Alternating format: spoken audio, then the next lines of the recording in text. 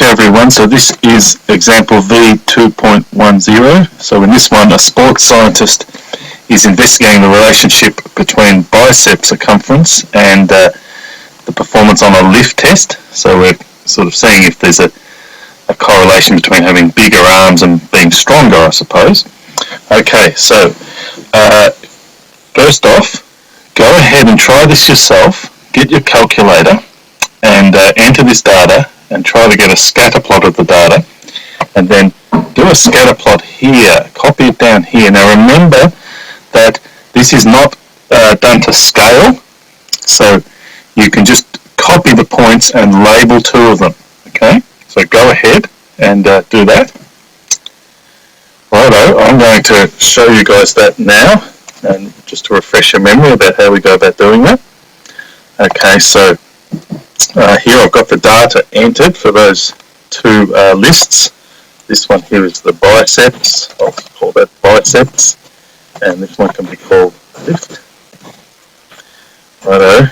Okay, so I'm going to, well actually, sorry, to get to that one, remember we go into this screen here and we click on that green one there, and that's made a new one, but there it is there. Okay, so we enter the data in there, have biceps and lift. Okay, we're going to go back out and go to the pink button, and remember we changed the one down here to biceps, our independent variable, and then click this and change this to lift, and there is a scatter plot of our data.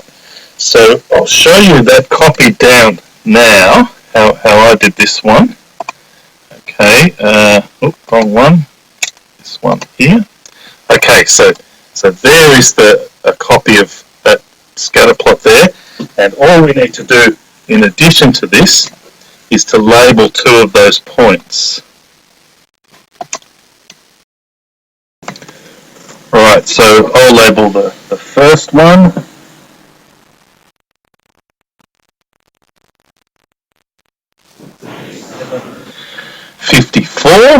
I've labelled that there, and may as well, I'll label this athlete H. We're going to talk more about athlete H in a little bit.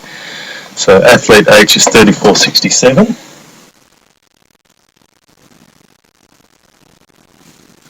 Okay, so we've got the general pattern of the points and we've labelled two of them. The axes were already labelled for us, but sometimes you'll need to do that as well if it's not already done.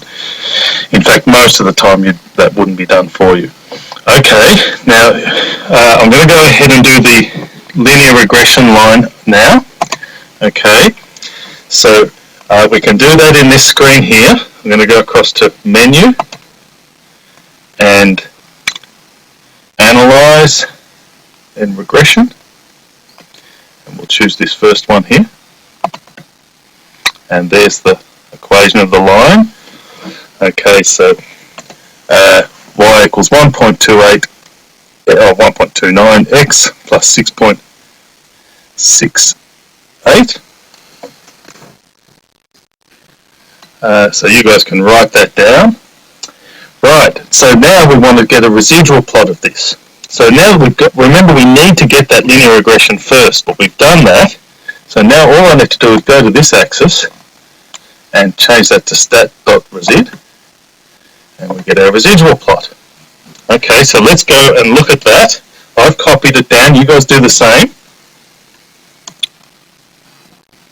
Okay, so there's a copy of that. You might want to pause at this stage and complete that if you haven't already. Okay, so I'm going to label a couple of these points as well. Okay, so I'm going to go back to the calculator. Let's label this one here 28 and 0.27.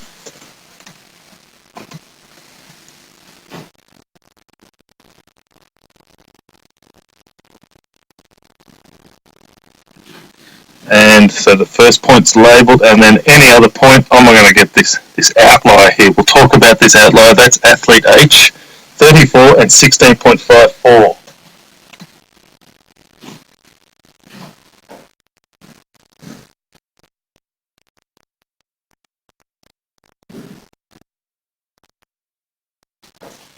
Okay, so that's all we need to do. we've got the general pattern of the points, the axes are labelled, and we've labelled 2 of the points.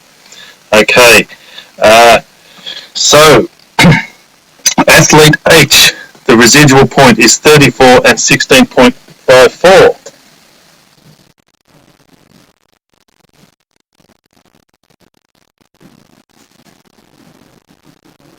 So that's the point, the residuals point that corresponds to athlete H. So from the previous example, you may be able to interpret this.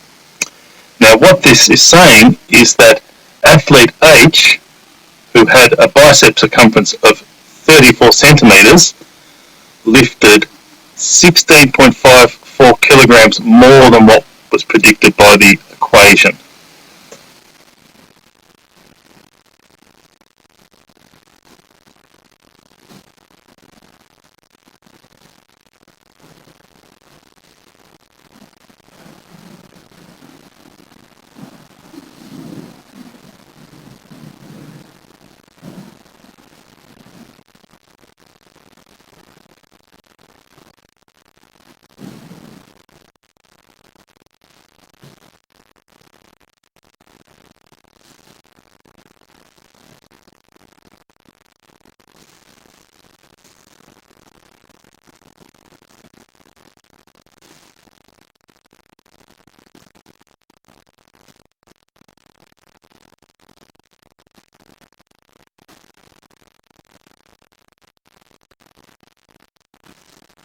Okay, so that's what that means. Right, so let's look at the next part of this. So athlete H seems to be very strong in comparison to their bicep size. That's interesting. Now, is the data well modelled by its equation? Well, we'll look at the residual plot to decide on this. And remember, with the residual plot, we look for those 4 things. We look for a random distribution of points. I think we've got a random distribution of points, but the issue here is that we don't have an even horizontal band, do we?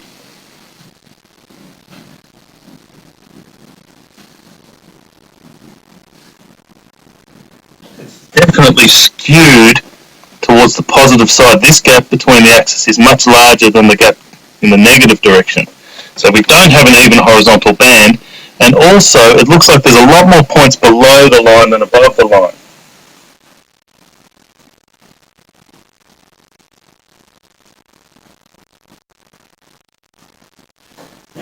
Points below, and it looks like only 3 above. So too many points below the line in comparison to above the horizontal line, that is, or the horizontal axis, I mean.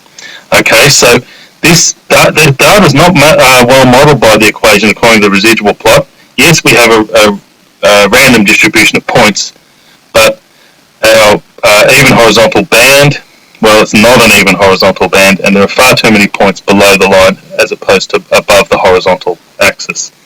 Righto, so because of this, the scientist decides that perhaps athlete H is an outlier, maybe some sort of a data entry error occurred. Perhaps athlete H is just a freakishly strong person, who knows?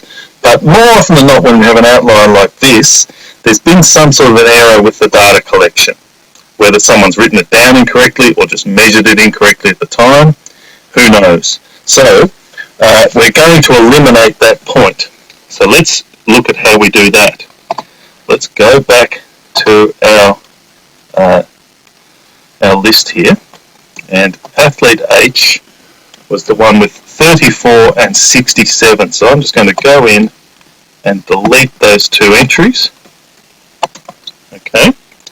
So the first thing that we're asked to do is redraw the residuals plot.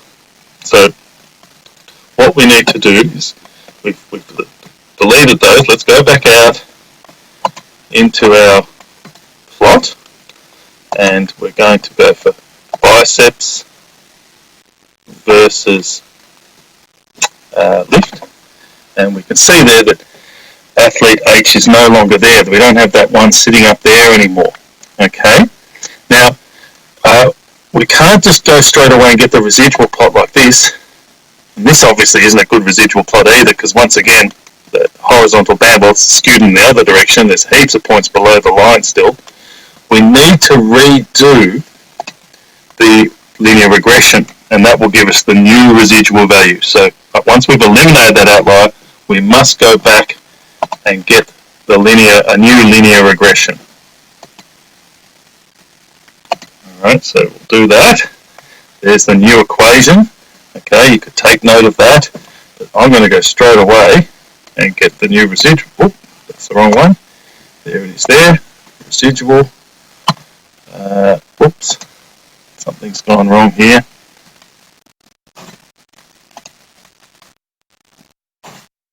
Bear with me here, guys. I'll just go back to this. And we'll call this... Yeah, that's worked a lot better. There we go. Sorry about that. So that's the one we're after. Right. So I've copied this residual plot down. You guys do the same. Label 2 points and then try to interpret it. Okay, if you want to pause the video and do that, you can. Okay, I'm going to have a go at it now. So there is a copy of that new residual plot. Okay, just shimmy that along and we can see them next to one another. Okay, I've labelled 2 of the points. So this one, I've labelled this point and this point here, and we've got the axes labelled already. So let's see, does this now look like a good model for the data? Okay, so do we have a random distribution of points? Yes, we do.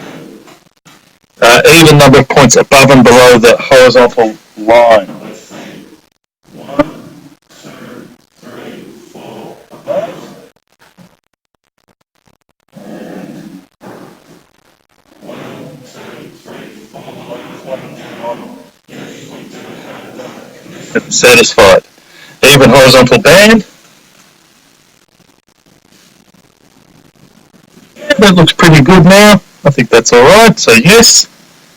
And small residual values. Well, the largest residuals here seem to be in, a magnitude of 3. I know that's a negative 3, but the magnitude is 3 and 2.49. If we look back at the original dependent variable data, they're right up in the 50s, 40s, 50s. So yeah, these are 2 and 3 are small numbers compared to these. So yeah, I think we've got small residuals. Okay, so beg your pardon. Okay, so I think now that we've eliminated that outlier, we certainly do have an appropriate model given the information from our residual plot. Okay, so go ahead now and try some of those questions from the textbook and on the assignment, and yeah, I'll see you guys very soon.